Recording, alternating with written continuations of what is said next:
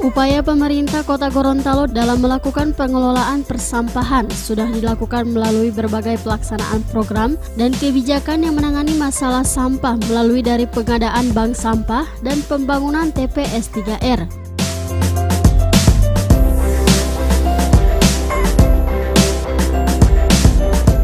Tempat pengelolaan sampah TPS 3R merupakan wadah untuk mengelola seluruh sampah yang berasal dari rumah tangga untuk diolah menjadi bahan yang memiliki nilai jual sehingga bermanfaat bagi tingkat kesejahteraan warga dan turut meningkatkan kesadaran terhadap kebersihan dan keasrian lingkungan di pemukiman masyarakat.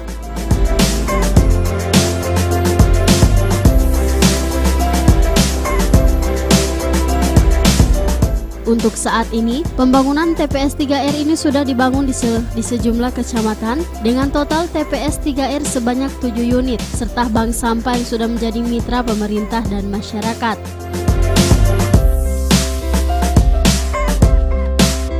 Pemberdayaan nantinya keterlibatan penuh masyarakat yang ada. Tadi disampaikan Pak, ada yang di DP, yang disampaikan Pak Camat, itu pengelolaan.